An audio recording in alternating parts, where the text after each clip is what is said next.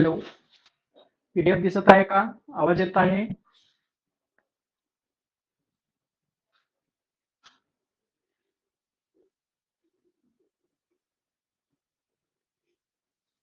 Hello,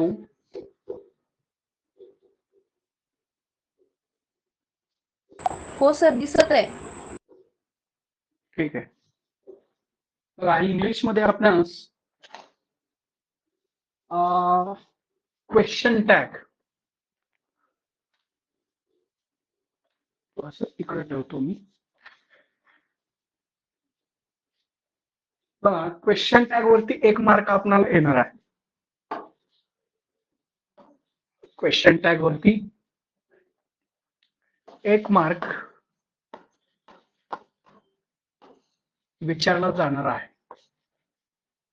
यामध्ये आपणास अतिशय सहजासहजी 1 मार्क मिळू शकतो जर आपण काही बेसिक गोष्टी क्वेश्चन टॅगच्या संदर्भातील लक्षात ठेवल्या तर. आता बघा, सुरुवातीला आपण काही मूलभूत नियम आणि प्रक्रिया त्याची कशी आहे क्वेश्चन टॅग करण्याची ते पाहूया.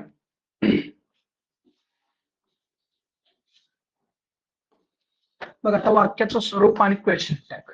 बघा, जर वाक्याचं स्वरूप दिलेल्या वाक्यात होकारार्थी असेल, म्हणजे वाक्याचं स्वरूप जर होकारार्थी असेल तर क्वेश्चन टॅग कसा येणार आहे? नकारार्थी येणार आहे. त्याच्यानंतर जर दिलेलं वाक्य नकारार्थी असेल तर क्वेश्चन टॅग कसा येणार आहे? होकारार्थी येणार आहे.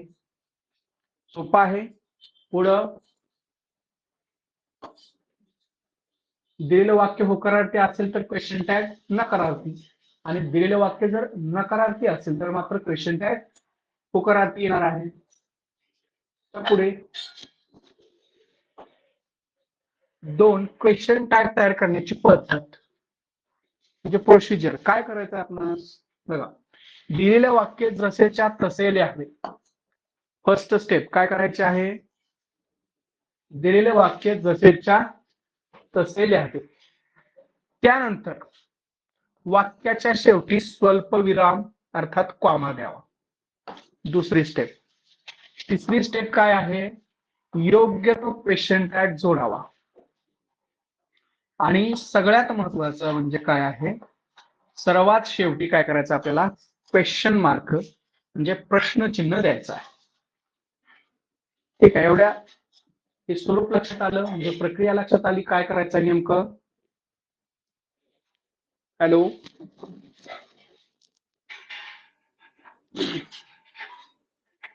हॅलो, हा, प्रक्रिया लक्षात आली. प्रोसिजर काय करायचे आहे? दिलेले वाक्य जसे तसं लिहायचं आहे. वाक्याच्या शेवटी स्वल्पविराम अर्थात कॉमा द्यायचा आहे. त्यानंतर योग्य तो क्वेश्चन टॅग जोडायचा आहे आणि शेवटी प्रश्नचिन्ह अर्थात क्वेश्चन मार्क द्यायचा आहे. आता बघा, पुढे जाऊया. बघा, सहाय्यक क्रियापदांचा वापर म्हणजे ऑक्झिलरी वर्ब्स. बघा, दिलेल्या वाक्यात जर सहाय्यक क्रियापद म्हणजे सहाय्यकारी क्रियापद असल्यास काय करायचं आपल्याला? तेच सहाय्यकारी क्रियापद क्वेश्चन टॅग मध्ये वापरायचं आहे.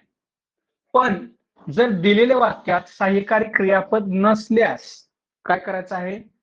मुख्य क्रियापदाच्या रूपानुसार डू, डज किंवा डीड चा योग्य ते रूप, तर तिन्हीपैकी योग्य ते रूप असेल ते घ्यायचं आहे. त्याच्यानंतर बघा, योग्य ते रूप म्हणजे कोणतं? तर क्रियापदाचे पहिले रूप असल्यास आपल्याला डू घ्यायचं आहे. क्रियापदाचे पहिले रूप म्हणजेच यस किंवा ईएस प्रत्यय असेल तर आपल्याला काय घ्यायचं आहे? डज घ्यायचं आहे. आणि क्रियापदाचे दुसरे रूप असेल तर आपल्याला काय घ्यायचं आहे? डीड घ्यायचं आहे. क्रियापदाचे दुसरे रूप म्हणजेच काय आहे? भूतकाळ आहे, साधा भूतकाळ आहे. जर साधा भूतकाळ असेल तर काय घ्यायचं आपल्याला? डीड घ्यायचं आहे. डू कधी घ्यायचं? क्रियापदाचं पहिलं रूप असेल तर. फॉर एक्झाम्पल, राईट असेल तर आपण काय घेणार? डू घेणार. त्याच्यानंतर राईट्स असेल तर आपण काय घेणार? डज घेणार. आणि जर आपलं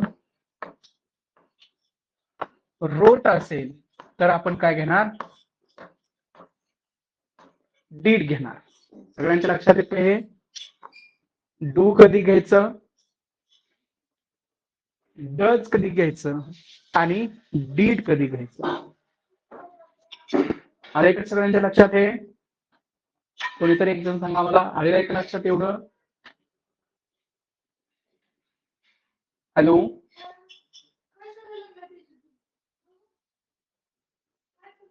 हॅलो.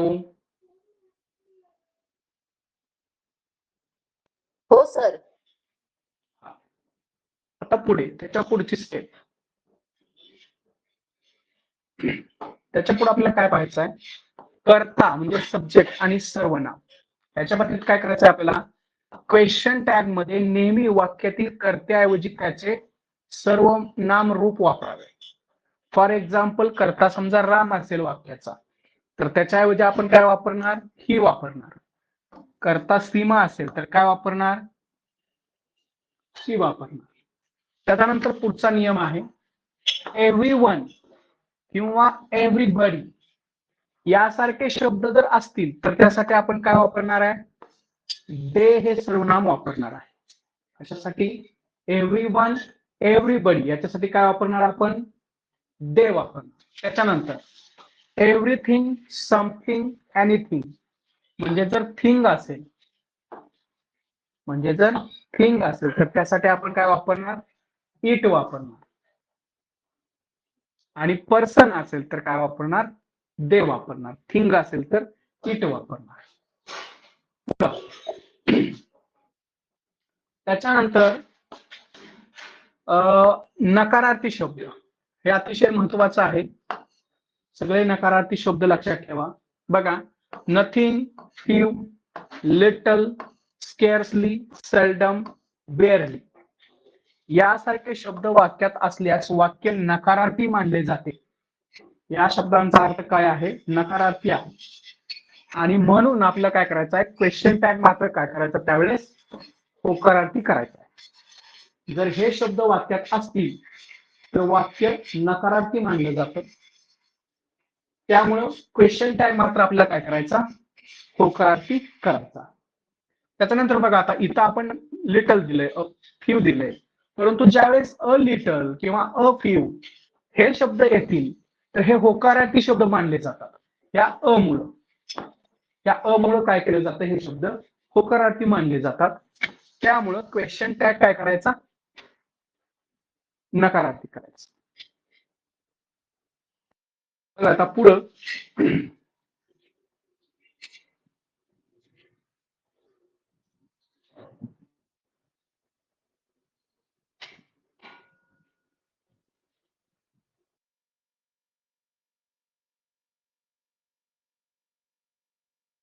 ठीक आहे, आवाज येत आहे? पुढे आपल्याला काय करायचं आहे, तर विशेष वाक्य प्रकारांसाठी नियम. आता काही वाक्य प्रकार विशेष आहेत, त्यामध्ये त्याचे नियम वेगळे आहेत. फॉर एक्झाम्पल पहा, आज्ञार्थी वाक्य असतील, अर्थात इम्परेटिव्ह सेंटेन्स. इम्परेटिव्ह सेंटेन्स म्हणजे काय, क्रियापदाने सुरुवात, कुठले, क्रियापदाने सुरुवात होणारे.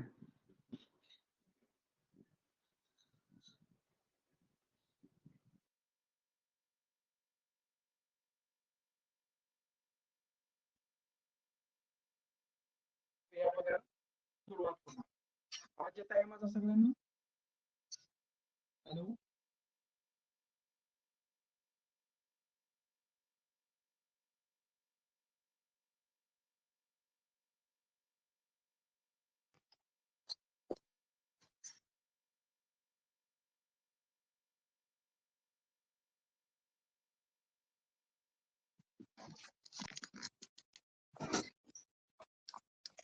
ठीक आहे. बघा, विशेष वाक्य प्रकारांसाठी आज्ञार्थी वाक्य, फॉर एक्झाम्पल इम्परेटिव्ह सेंटेन्स म्हणजे क्रियापदाने सुरू होणारे वाक्य.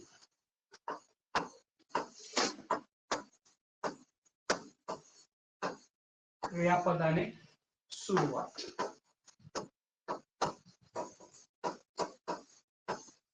होणारे वाक्य. या वाक्यांसाठी क्वेश्चन टॅग काय करायचा आहे, नेहमी विल यू वापरायचा. काय वापरायचा आहे, विल यू. वाक्य होकारार्थी असो वा नकारार्थी, जर वाक्याची सुरुवात क्रियापदाने होत असेल, अर्थात ते वाक्य जर इम्परेटिव्ह, क्वेश्चन टॅग हा काय यायला पाहिजे, विल यूच यायला पाहिजे, जरी वाक्य ते होकारार्थी असो अथवा नकारार्थी असो. त्याच्यानंतर बघा पुढचं लेट्स किंवा लेट अस. या लेट्सचा अर्थ काय होतो, लेटस होतो. तर लेट्स न किंवा लेटस न सुरू होणारी वाक्य असतील, या वाक्यांसाठी क्वेश्चन टॅग नेहमी काय करायचं आहे आपल्याला, शॅल बी करायचंय. काय करायचंय, शॅल बी करायचंय. वाक्य होकारार्थी असो वा नकारार्थी. त्याच्यानंतर देअर आर ने सुरू होणारी वाक्य, या वाक्यांसाठी क्वेश्चन टॅग आरंट देअर. कुठला करायचा, आरंट देअर. कधी करायचा, ज्यावेळेस देअर आर सुरुवात असेल त्यावेळेस. त्याच्यानंतर बघा त्याच्यानंतर संक्षिप्त रूपे म्हणजे कॉन्ट्रॅक्शन्स. बघा क्वेश्चन टॅग मध्ये नकारार्थी रूपे नेहमी संक्षिप्त कॉन्ट्रॅक्टेड स्वरूपात लिहिली जातात. काही सामान्य संक्षिप्त रूपे, फॉर एक्झाम्पल इज नॉट असेल तर त्याचा आपण काय करणार सांगा, इज नॉट असेल तर काय करणार आपण त्याचं, राईट.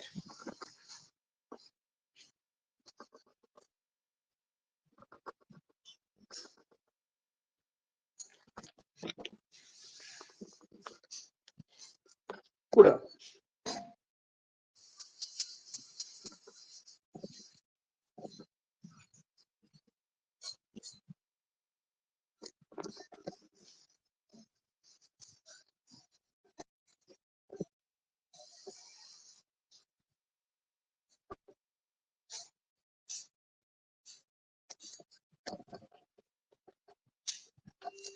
त्याच्यानंतर एम नॉट असेल तर काय करायचं आपल्याला, एम नॉट असेल तर सांगा काय करायचं आहे, आरंट करायचं. आरंट करायचं. विशेष भाग काय लक्षात ठेवायचे आपल्याला, आय एम साठी आरंट आय वापरले जाते, एमंट आय नाही. एमंट आय नाही करायचं. आपल्याला काय करायचं, आय एम जरी असेल तरी सुद्धा आपल्याला काय करायचं आहे, आरंट आय याच्यावरतीच प्रश्न अपेक्षित असतो, कारण तो त्याला अपवाद आहे. त्याच्यानंतर shall not, shan't, will not, won't, cannot, can't. बघा पुढे वॉज नॉट, काय होणार त्याचा, wasn't, do not, don't, does not, doesn't, did not, didn't, could not, couldn't, may not, mightn't. मेंट यायचं इथं काय करायचं आपल्याला, मेंट करायचं, मेंट. ठीक आहे. आता उदाहरणे आणि सराव पाहूया आपण.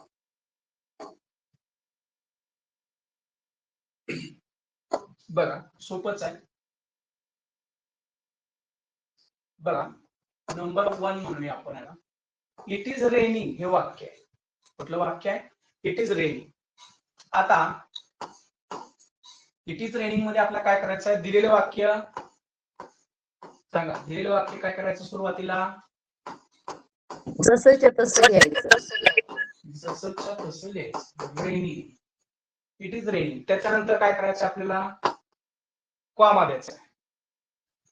कॉमा दिल्यानंतर काय करायचं, दिलेल्या वाक्यामध्ये टू बीच, टू डूच, टू हॅव स्वरूप आहे का, म्हणजे सहाय्यकारी क्रियापद आहे का, आहे. कोणतं आहे, इज आहे. त्याच्यानंतर दिलेलं वाक्य होकारार्थी आहे की नकारार्थी आहे, होकारार्थी. होकारार्थी आहे. तर आपला ह्याचा टॅग काय येणार आता? नकारार्थी येणार. म्हणजे फॉर एक्झाम्पल आता इज आहे ते होकारार्थी आहे, याच्यामध्ये आपण इज प्लस नॉट टाकणार म्हणजे काय होणार? इजंट होणार. काय होणार? इजंट होणार. आपण काय लिहिणार इथं? इट इज रेनिंग, अपॉस्ट्रॉफी द्यायचा, इजंट इट, आणि त्याच्यानंतर मात्र आपल्याला काय द्यायचं आहे? Question mark. क्वेश्चन मार्क द्यायचा. अशा पद्धतीने आपल्याला काय करायचं आहे? वाक्य लिहायचं. त्याच्यानंतर दुसरं उदाहरण पहा. Amol helps his friend. आता दिलेल्या वाक्यामध्ये हे वाक्य जशास तसं लिहिलं, ठीक आहे. दिलेल्या वाक्यामध्ये सहाय्यकारी क्रियापद आहे का? अमोल हेल्प्स हिज फ्रेंड मध्ये आहे का? डज आहे.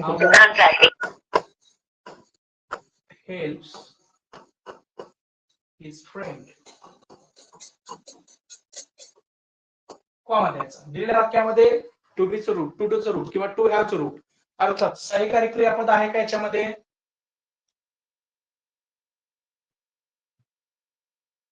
हॅलो, डजचा वापर केलेला आहे. यस प्रत्यय लागला.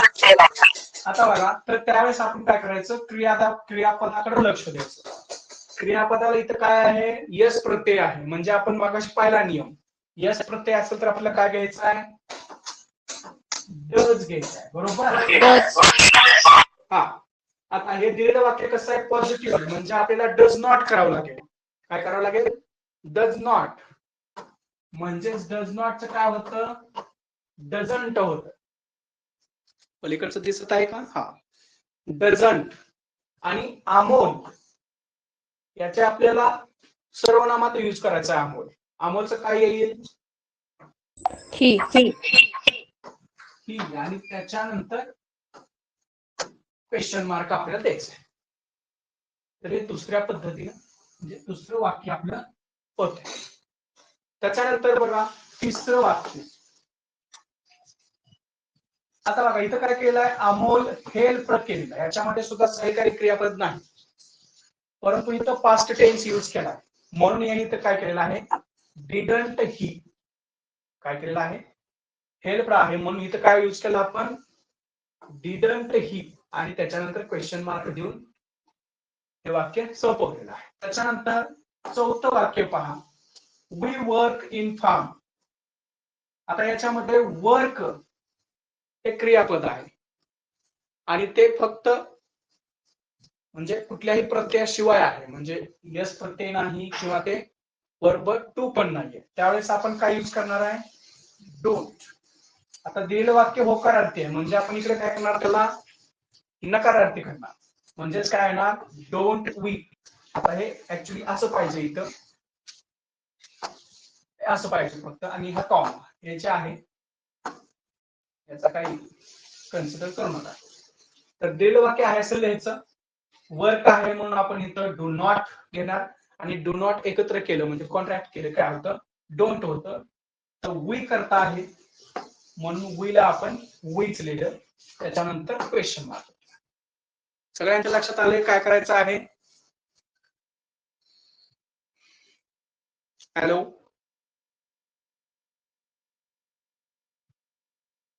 हो सर. हा, आता पुढे चालूया. आपण प्रत्येकाचे एक एक एक्झाम्पल घेऊया. इथं सहाय्यकारी क्रियापद असताना एक घेतलेला आहे, सहाय्यकारी क्रियापद नसताना डजचा वापर, सहाय्यकारी क्रियापद नसताना डिडंटचा वापर, सहाय्यकारी क्रियापद नसताना डूचा वापर. आता पुढं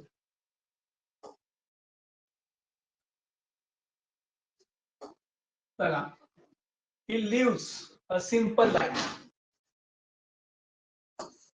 ही लिव्स अ सिंपल लाईफ, त्याच्यानंतर कॉमा दिला.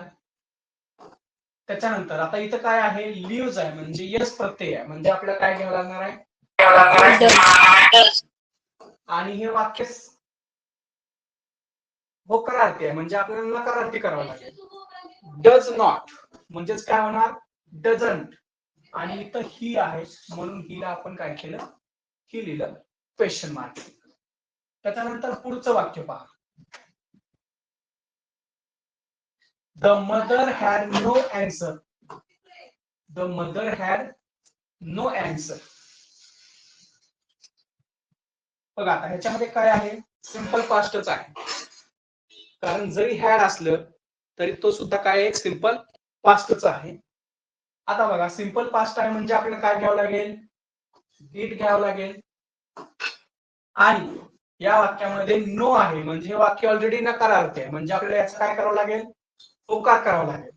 म्हणून आपल्याला काय करावं लागेल द मदर याच्याऐवजी आपण काय घेणार प्रोनाउन शी घेणार. म्हणजे the mother had no answer did she. म्हणजे फक्त हॅड असताना असं तुम्ही म्हणायचं नाहीये की सहाय्यकारी क्रियापद हॅड आहे मग हॅडंट घेऊया ते नाही चालणार. हॅडंट आपण कधी घेणार जर परफेक्ट टेन्स असेल तरच. सगळ्यांच्या लक्षात आलंय हे हॅड का घेतलं नाही. हॅलो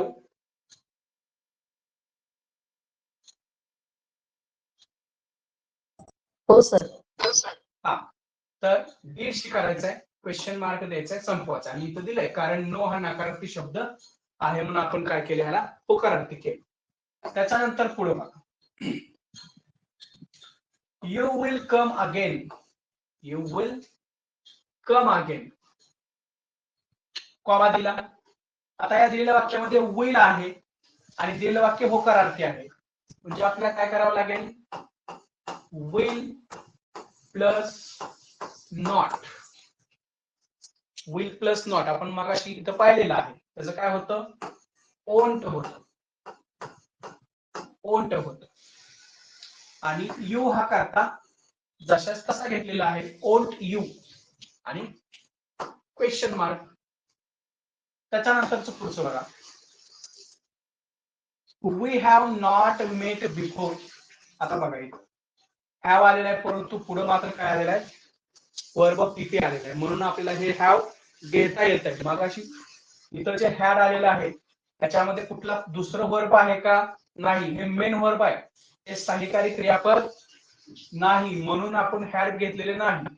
आता इथं मात्र हॅव मेट याच्यामध्ये हॅव मेट हे काय मेनच आहे म्हणून आपण काय घेतलेलं आहे बघा आता जसं we have not met before. आता नॉट आलेला आहे म्हणजे इकडं पॉझिटिव्ह होणार आहे. निगेटिव्हचं पॉझिटिव्ह पॉझिटिव्हचं निगेटिव्ह. दिलेल्या वाक्यामध्ये हॅव आहे म्हणून आपण इथं हॅव घेतलेला आहे आणि जो प्रोनाउन आहे जशाच तसा ठेवलेला आहे हॅव वी. त्याच्यानंतर पुढे पहा she was a clever girl. Was not करायचं आपल्याला म्हणजेच वॉजंट होणार वॉजंट शी करता आपण आणि क्वेश्चन. त्याच्यानंतर आय एम बिझी कॉमा दिला. आपण याच्या अगोदर त्याचा नियम पाहिला होता. आता इथं एमंट आय असं करायचं नाही तर त्याचा क्वेश्चन टॅग काय करायचा आरंट आय करायचा. Aren't I. हे सगळ्यांच्या लक्षात आलंय का हे पॉझिटिव्ह आहे आपल्याला इकडे निगेटिव्ह करायचं आहे त्यावेळेस मात्र आपल्याला काय करावं लागेल एमचं आरच करावं लागेल आरंट आय. पुढं बघा पुढचं वाक्य आहे we seldom see her. We seldom see her. आता बघा हे वाक्य जसं कसं लिहिलं आपण आणि सेल्डम इथला जो मुख्य क्रियापद आहे तर कोणता आहे सी आहे बरोबर. तर सी हे फर्स्ट याच्यामध्ये आहे म्हणून आपण डू घेणार आहे. काय घेणार आहे सी हे फर्स्ट याच्यामध्ये आहे म्हणून आपण डू घेणार आहे आणि वी हे आपण तशाच तसं लिहिणार आहे डू वी. आता या वाक्यामध्ये सेल्डम हा शब्द कसला आहे नकारदर्शक शब्द आहे. आपण मागाशी एक लिस्ट दिलेली आहे पाठीमागे बरोबर. एक नियम पाहिला होता त्या नियमामध्ये सांगितलं होतं आपल्याला की सेल्डम हा काय आहे निगेटिव्ह वर्ड आहे. त्याचा क्वेश्चन टॅग आपल्याला काय करायचा आहे निगेटिव्ह वर्ड असेल तर क्वेश्चन टॅग कसं करायचा पॉझिटिव्ह. म्हणून आपण काय केलं त्याला डू वी करायचं इथं दिलंय कारण सेदम हा नकारार्थी शब्द आहे. त्याच्यानंतर पुढचं पहा. A few students new the answer. A few students new the answer. आता बघा इथं सहाय्यकारी क्रियापद नाही. इथला जो क्रियापद आहे ते कोणतं आहे? न्यू आहे. न्यू हे कशात आहे? वर्ब टू मध्ये आहे. म्हणून आपण काय घेतलं? डिड. आणि अ फ्यू याच्यामध्ये पॉझिटिव्ह सेन्स आहे. अ फ्यू मध्ये काय आहे? पॉझिटिव्ह सेन्स आहे. म्हणून आपण इथं काय केलं? डिडंट केलं. आणि अ फ्यू स्टुडंट्स या सर्वांसाठी आपण प्रोनाउन घेतलं दे. कुठलं प्रोनाउन घेतलं? दे. कारण ते एकापेक्षा जास्त आहेत. फक्त संख्येने कमी आहेत. परंतु आहेत हे महत्वाचं आहे. म्हणून त्याला पॉझिटिव्ह सेन्स आहे. अ फ्यू हे काय आहे? होकारार्थी आहे. त्याच्यानंतर बघा few students new the answer. लगेच दुसरं एक उदाहरण घेतलंय. त्याच्यामध्ये फ्यू हे काय आहे? नकारार्थी आहे. म्हणून हे जे टॅग आहे तो काय आला? पॉझिटिव्ह आलेला आहे. बघा फ्यू न्यूचं आपण काय घेतलं? डिड घेतलं.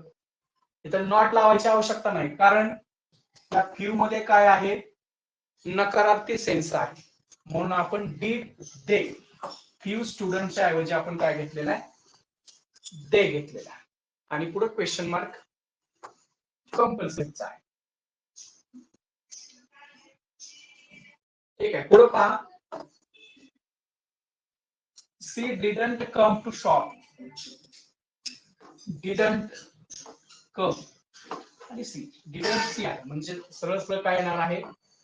डिड शी येणार आहे. त्याच्यानंतर there are a lot of people.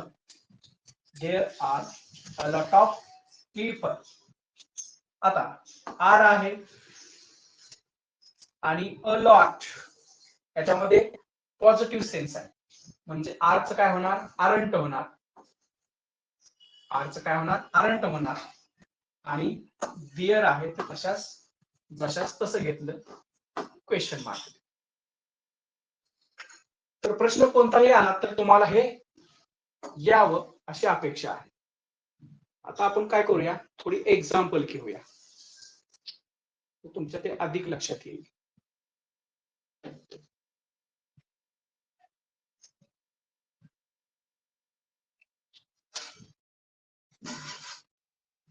ठीक आहे. इथं एक एक्झाम्पल घेतो.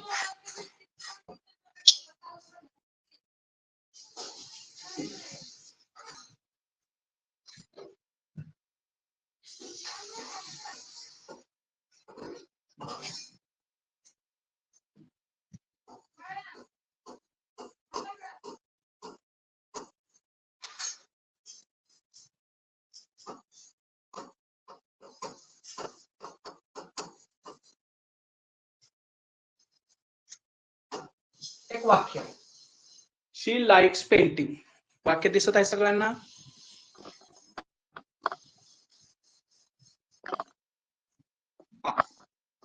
सांगा आता कसं करायचं? शी लाइक्स पेंटिंग असं एक वाक्य आहे. दिलेलं वाक्य जशास तसं लिहिलं. त्याच्यानंतर कॉमा दिला. हॅलो डझंट शी येणार. हा ठीक आहे. बरोबर आहे मॅडम. तर दिलेलं वाक्य जशास तसं लिहायचं. कॉमा द्यायचा. दिलेल्या वाक्यामध्ये सहाय्यकारी क्रियापद आहे का? असेल तर तेच घ्यायचं. जर नसेल तर क्रियापदाकडे लक्ष द्यायचं. क्रियापद हे प्रेझेंट टेन्स मध्ये आहे का पास्ट टेन्स मध्ये आहे? इथं प्रेझेंट टेन्स मध्ये आहे आणि स्पेशली त्याला यस प्रत्यय लागलेला आहे. मग अशा वेळेस आपण काय घ्यायचं आहे? डज घ्यायचा आहे. आता दिलेल्या वाक्यामध्ये जो सेन्स आहे तो निगेटिव्ह आहे का पॉझिटिव्ह आहे?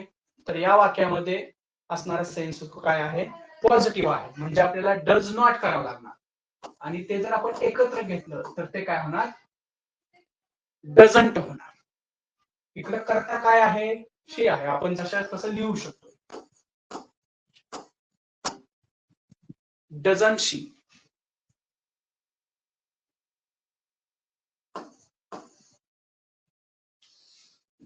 पुढे जाऊया आपण.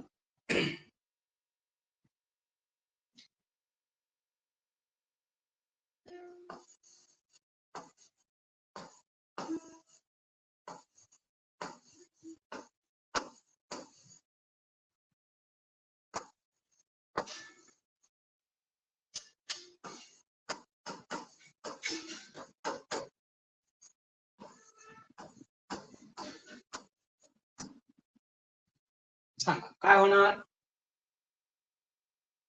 काय उत्तर येणार? wasn't he. wasn't he बरोबर आहे. कॉमा द्यायचा आहे, वॉज आहेच आहे, पॉझिटिव्ह आहे म्हणून वाक्याचं काय काय करायचं आपल्याला, निगेटिव्ह करायचं wasn't. आणि रमेश असल्यामुळे ह्याचं काय होणार, ही होणार. क्वेश्चन मार्क द्यायला विसरायचं नाही, कारण क्वेश्चन मार्कलाच मार्क आहे. त्याच्यानंतर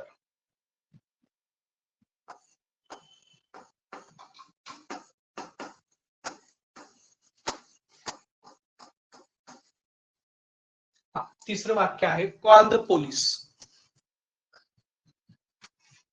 काय होणार, All call the the police police. will you. हा, आता दिलेलं वाक्य काय आहे, इम्परेटिव्ह सेंटेन्स आहे. इम्परेटिव्ह सेंटेन्स आहे, त्याचा सेन्स पण इम्परेटिव्ह आहे आणि सगळ्यात महत्वाचं क्रियापदानं पण सुरुवात झाली आहे, म्हणजे इम्परेटिव्ह आहे. तर दिलेलं वाक्य जशाच तसं लिहिलं. दिलेलं वाक्य जर इम्परेटिव्ह असेल तर मग ते पॉझिटिव्ह असो अथवा निगेटिव्ह असो, त्याचा टॅग काय करायचा आपल्याला,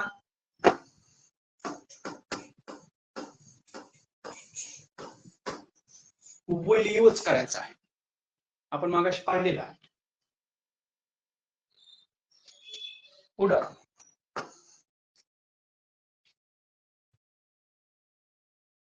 पुढचं वाक्य घेऊया.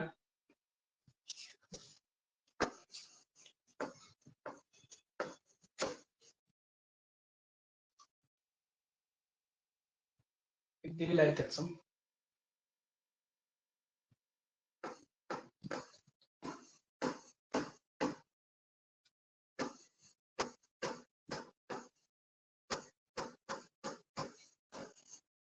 ठीक आहे, छोटस लिहूया.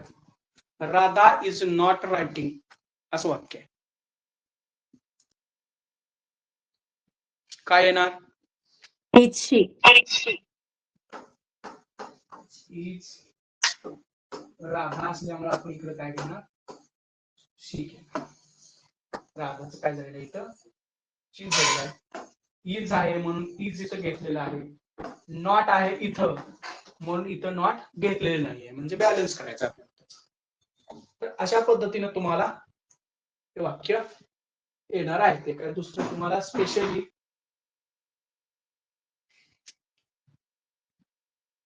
पीडीएफ मी तुम्हाला पाठवतोच, हे लक्षात ठेवा. हे शब्द लक्षात ठेवा, सगळ्यांनी हे शब्द लक्षात ठेवा. नकारात्मक किंवा निगेटिव्ह वर्ड सगळे लक्षात ठेवा. कारण काय होतं, हे शब्द वाक्यामध्ये असतात, हा नसतो कधीच, कारण याच्यात सरळ सरळ नकारार्थ दिसतोय, हा नाहीये, कधी येत नाही. हा इथून असतात, फ्यू असतं, लिटल असतं, स्केअर्सली असतं, सेल्डम अनेक वेळा असतं किंवा बेअरली असतं. आणि ह्या वाक्याकडे पाहिल्यानंतर आपल्याला असं वाटत नाही की हे निगेटिव्ह आहेत, परंतु यांचा सेन्स काय आहे, नकारार्थी आहे. त्यामुळे ते वाक्य नकारार्थी मानलं जातं आणि त्यामुळे आपला क्वेश्चन टॅग होकारार्थी येतो. खाली दिलंय. पण जर अ लिटल असेल तर मात्र त्याचा सेन्स काय असतो, होकारार्थी असतो. त्याचा क्वेश्चन टॅग मात्र नकारार्थी आहे. त्याच्यानंतर हे पण आपण पाहिलं, लेट्स. लेट्स असेल तर शॅल वी आहे.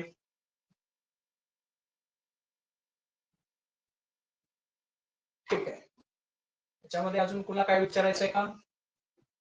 मॅथ्सचं लेक्चर आहे तुमचं लगेच आता, तोपर्यंत आपलं हे 1 मार्काचं छोटस आहे पण महत्वाचं आहे. प्रश्न 100% येतोच. प्रश्न क्वेश्चन टॅग वरती प्रश्न 100% असतोच. क्वेश्चन टॅग वरती 100% प्रश्न असतो आणि तो 1 मार्कासाठी विचारला जातो दोन्ही पेपर मध्ये.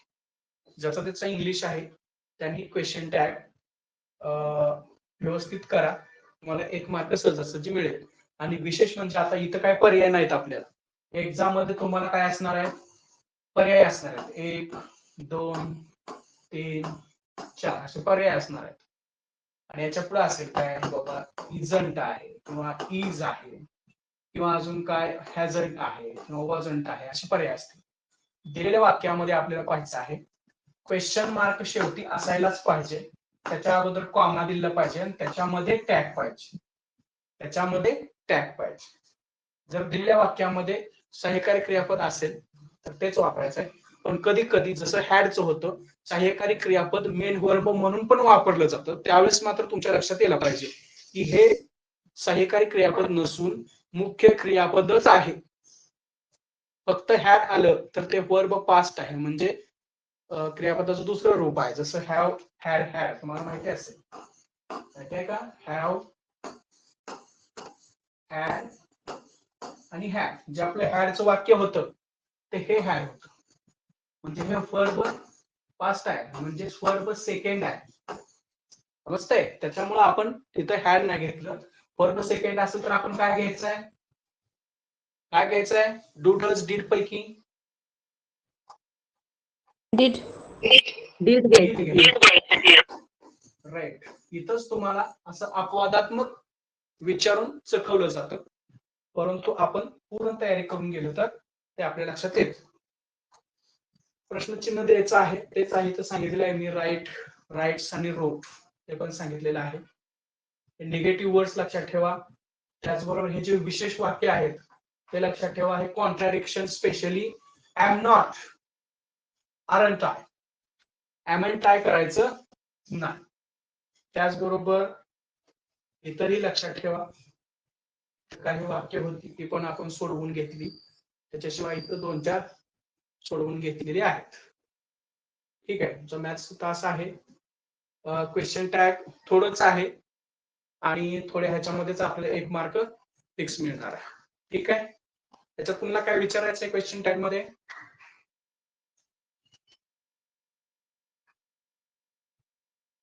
हॅलो, नाही सर. ठीक आहे. तर हे दिलेल्या नोट्स आहेत, त्याच्यात जर अजून थोडस मी हे एडिट करतो आणि तुम्हाला देतो. चांगला आहे सुद्धा. त्याच्यातून तुम्ही जर हे सगळे नियम लक्षात ठेवले आणि प्रॉपर प्रोसिजरने गेलात तर 1 मार्क 100%. ठीक आहे. मिळेल तुम्हाला सगळ्यांना 1 मार्क. ठीक आहे. मग एंड करू क्लास. मॅथ्सच आहे थोड्या वेळात. हो सर.